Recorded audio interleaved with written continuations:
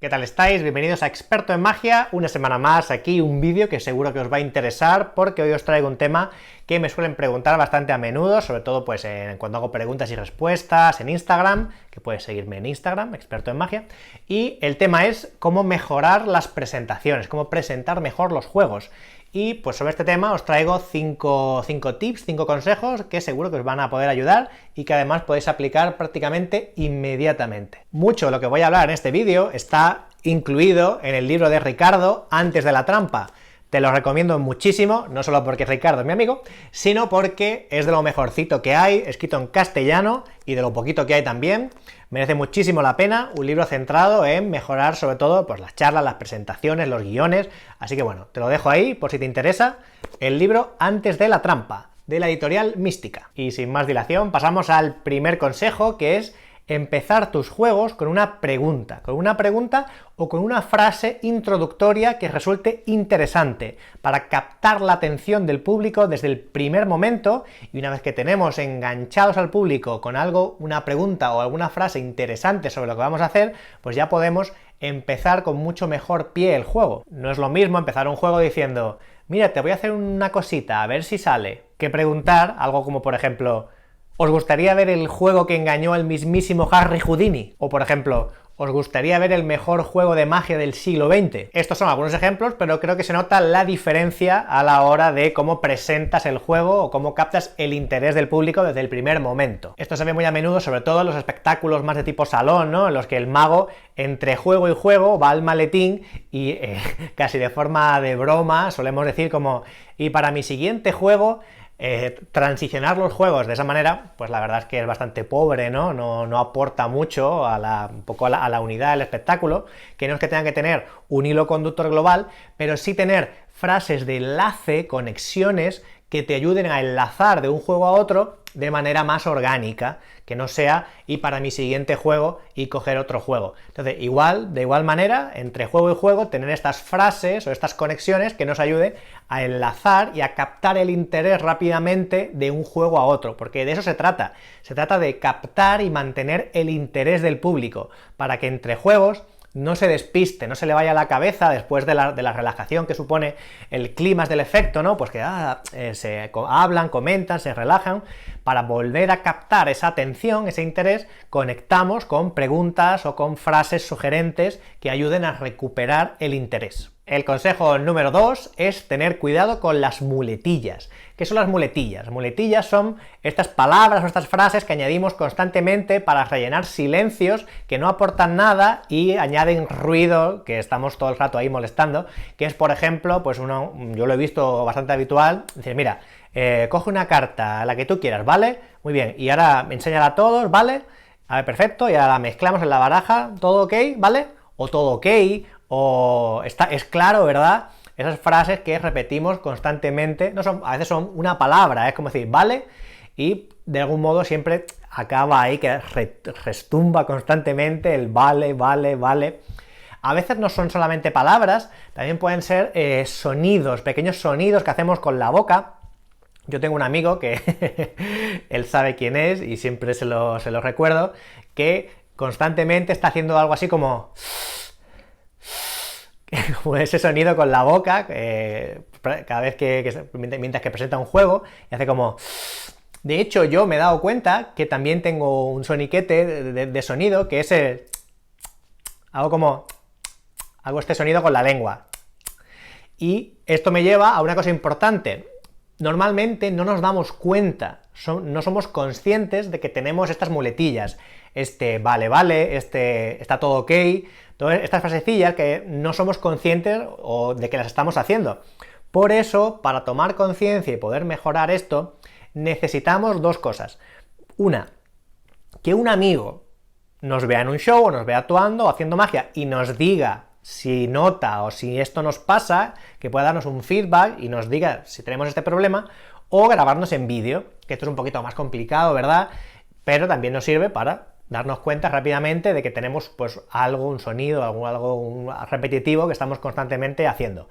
Entonces, esto a veces es difícil porque no, es como una especie de hiere nuestro ego, vernos, bueno, no hiere el ego, pero que no, A mí personalmente a lo mejor pues no me gusta verme, ¿no? Es como que me da un poco de vergüenza, o ser consciente, darnos cuenta de, pues, de los fallos que tenemos, de cómo nos movemos en escena, pero bueno, importante, un amigo o un vídeo, de algún modo, algo de feedback para poder darnos cuenta de que tenemos estos, ¿vale? Son soniditos, frasecitas que pues no aportan nada y añaden ruido que no nos interesa. En tercer lugar, hay que tener cuidado con lo que yo le llamo el soniquete.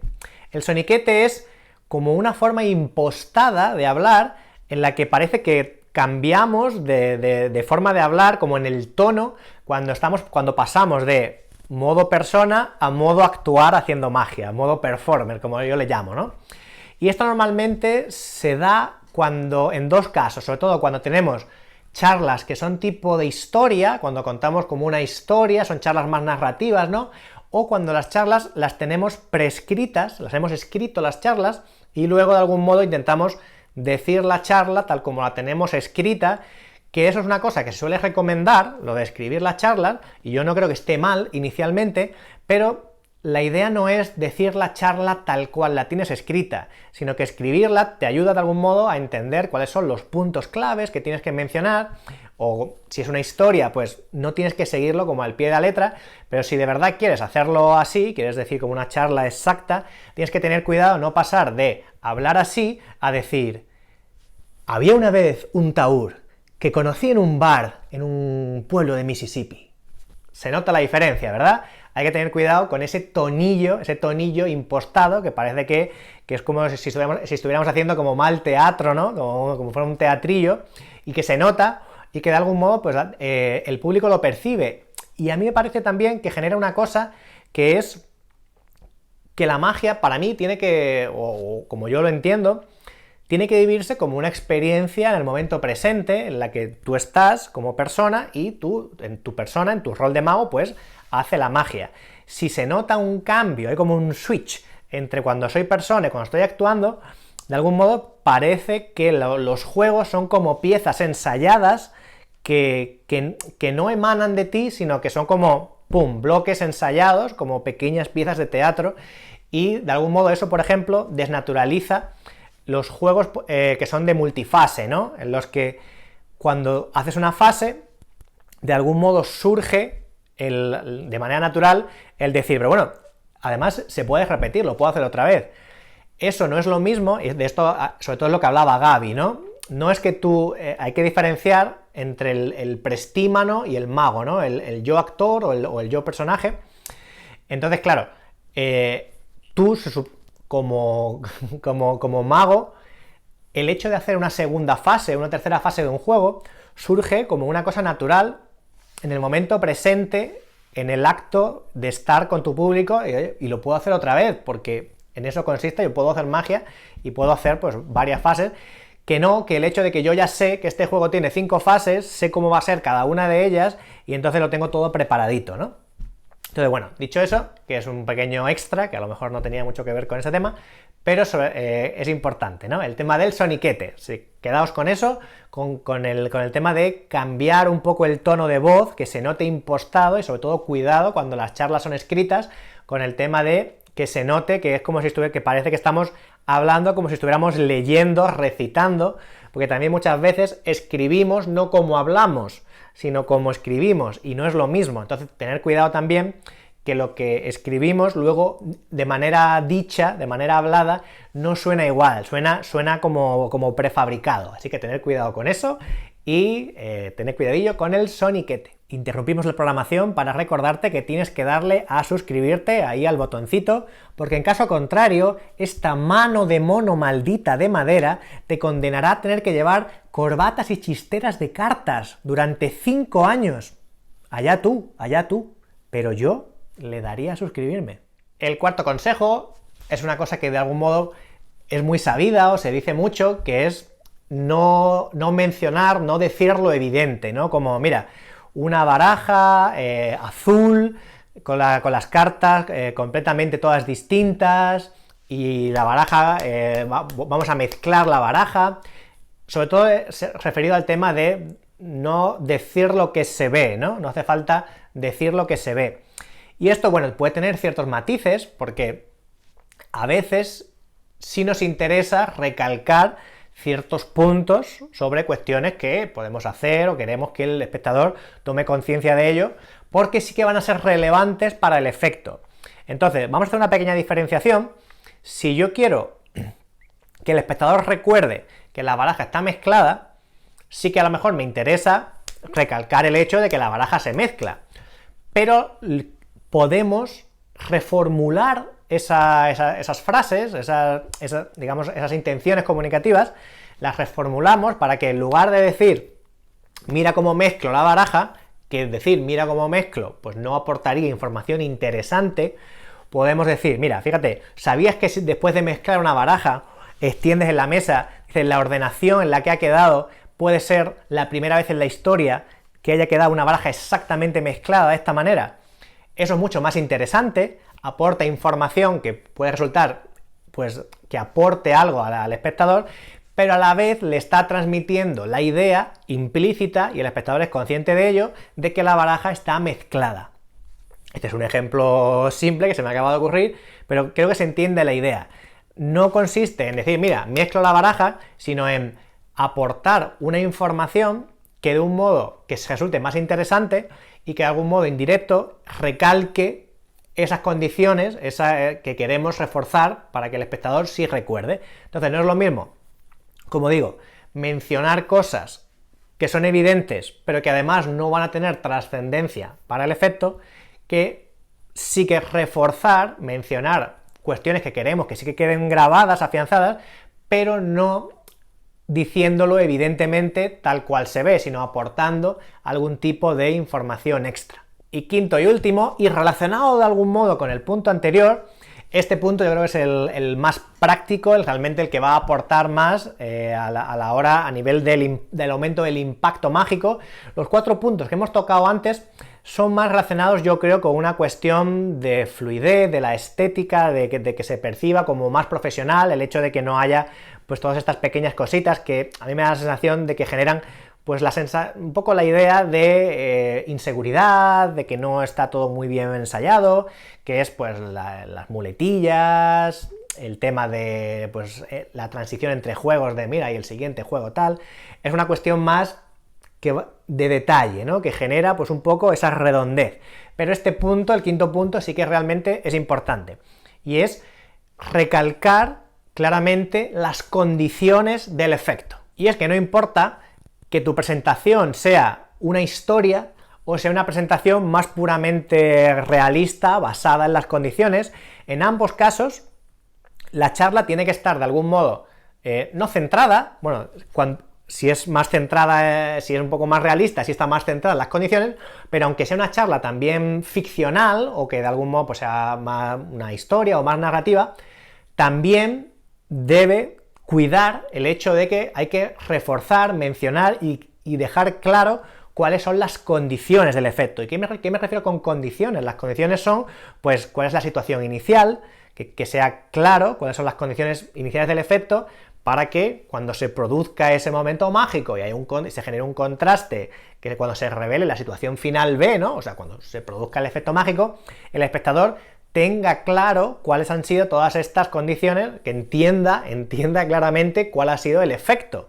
Aquí ha relacionado un poco con la claridad del efecto, ¿no? Que sea fácil de entender, de asimilar.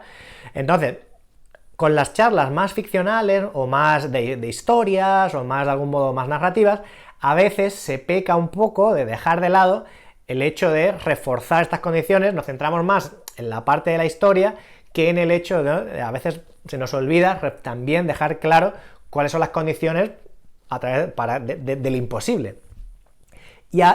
Luego tenemos en el otro lado las charlas que son más realistas, ¿no? Son un poco más centradas en las condiciones del efecto, en mira que la baraja no tiene ninguna carta repetida, ese tipo de unas charlas pues, más centradas en fíjate que lo que va a pasar es imposible total. Aún así en estas charlas también es importante recalcar las condiciones, pero en estos casos, en ambos casos seguramente, pues voy a centrarme más en esto.